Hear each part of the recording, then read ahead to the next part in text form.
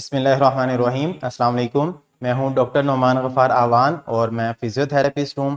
आज मैं आपको कंधों की दर्द से निजात के लिए कुछ सिंपल सी एक्सरसाइजेज बताऊंगा। ये एक्सरसाइजेज आप घर पे, अपने ऑफिस में, अपने वर्क प्लेस पे, किसी भी जगह आसानी से परफॉर्म कर सकते हैं। और अगर आपको अपने कंधों में दर्द महसूस होता है, कंधों में अकड़ाव महसूस होता है, तो इस अकड़ाव से, इस दर्द से आप निजात पा सकते हैं। तो इस वीडियो को एंड तक पूरा देखिएगा। कंधों की दर्द की बेशुमार वजूहात हो सकती हैं, लेकिन अगर आपको अपने मसल्स में तनाव महसूस होता है, आप थकावट महसूस करते हैं, आपके कंधों में अकड़ाव सा रहता है, तो उसके लिए आपको ये एक्सरसाइजेज बहुत ज़्यादा हेल्प करेंगी।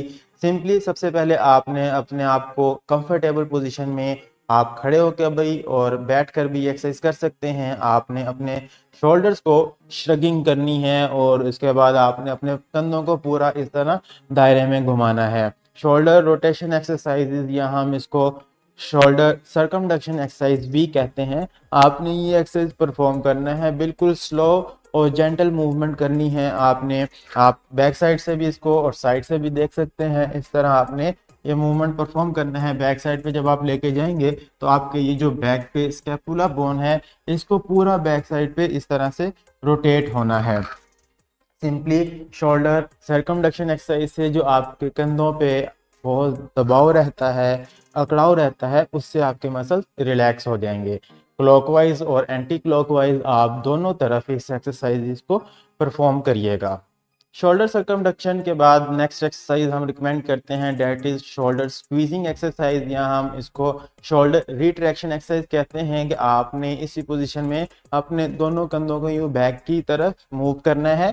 हमारे रोजमर्रा काम काज में सबसे ज्यादा हमें आगे को झुककर काम करना पड़ता है, जिससे हमारे फ्रंट के मसल्स अक्सर टाइट हो जाते हैं और बैक के मसल्स वीक हो जाते हैं। तो हमें इस मूवमेंट को रिवर्स करना है।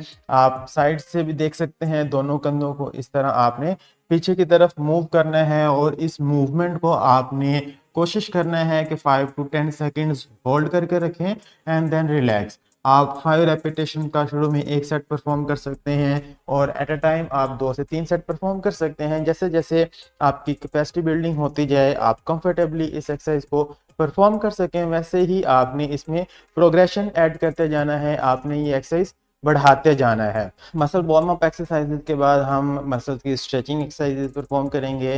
पोस्टीरियर कैप्सूल को स्ट्रेच करने के लिए, साथ में रिलेटेड मसल को स्ट्रेच करने के लिए आपने अपना बाजू इस तरह से एक साइड पे लाना है और अपने दूसरे हाथ के साथ यहाँ से बैकवर्ड पुश करना है।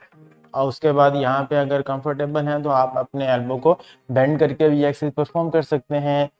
बाजू सीधा रखकर और बाजू को इस तरह से बेंड करके मसल्स का एक्शन डिफरेंट हो जाता है, तो जिसमें आप कंफर्टेबल फील करें उस स्ट्रेच को कोशिश करनी है आपने 30 सेकेंड्स होल्ड के साथ परफॉर्म करें। इसी तरह आप इस साइड पे परफॉर्म करें। अगर आपकी स्टिफनेस ज़्यादा होगी तो आपका बाजू इतना पास नहीं आएगा। कुछ लोगों को शुरू में यहाँ तक फील करने में, यहाँ तक लाने के अंदर बहुत ज़्यादा स्ट्रेच महसूस होने लग जाता है। तो जैसे जैसे आप परफॉर्म करते जाएंगे, आपके मसल्स रिलैक्स होते जाएंगे, वैसे वैसे आप फुल एंड रेंज तक ये मूवमेंट परफॉर्म कर सकते हैं। हमारे पोस्टीरियर कैप्सूल का स्ट्रेच है मसल को रिलैक्स करने के लिए बहुत ज़्यादा ज़रूरी है। इसके साथ हम अपने ट्राइसेप मसल का स्ट्रेच करते हैं। आपने अपने हाथ को यहाँ पे पीछे की तरफ रख लेना है और दूसरे हाथ के साथ आपने इस तरह ऊपर की तरफ जोर लगाना है। यहाँ पे बाकायदा आपको स्ट्रेच महसूस होगा। अगर कैप्सूल टाइट होगा तो कुछ लोगों को ये मूवमेंट इस तरह परफॉर्म करना भी मुश्किल फील हो रहा होता है। आपने दोनों तरफ इस एक्सरसाइज को परफॉर्म करना है और कोशिश करनी है कि इसको भी आप 30 सेकेंड्स होल्ड के साथ परफॉर्म करिए। बाकायदा यहाँ पे आपको स्ट्रेच महसूस होगा। इसके साथ में एंटीरियर कैप्सूल को और पेट को स्ट्रेच करने के लिए हम अपने दोनों फिंगर्स को इस तरह पीछे की तरफ क्रॉस कर लेते हैं। अपने आप को आपने बिल्कुल सीधा रखना है और उसके बाद अपने दोनों हाथों को अपवर्ड मूव करना है। जब आप इस तरह फिंगर्स को लॉक करके अपवर्ड मूव करेंगे, ऊपर से आपने अपने बॉडी को स्ट्रेट रखना है, तो आपको पैक पे भी, आपके चेस्ट मसल पे भी स्ट्रेच फील होगा और उसके साथ में आपको एंटीरियर कैप्सूल पे भी इस तरह स्ट्रेच आएगा। अगेन इस स्ट्रेच को आपने 30 सेकेंड्स होल्ड के साथ परफॉर्म करना है। 30 सेकेंड्स होल्ड करना मुश्किल हो तो 5 सेकेंड्स, 10 सेकेंड और आहिस्ता आहिस्ता आपने अपना होल्ड टाइम बढ़ाते जाना है।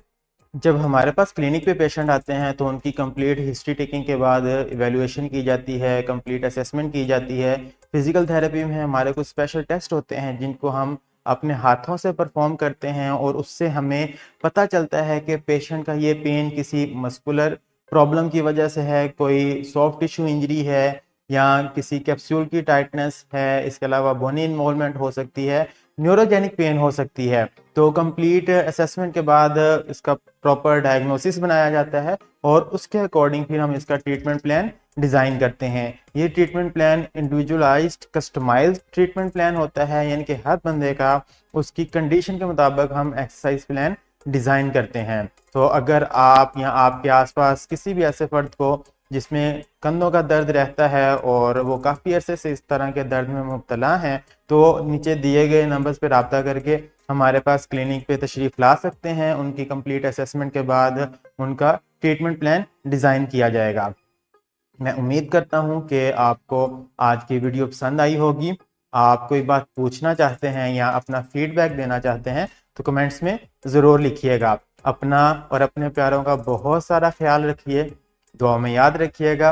अल्लाह हाफिज़।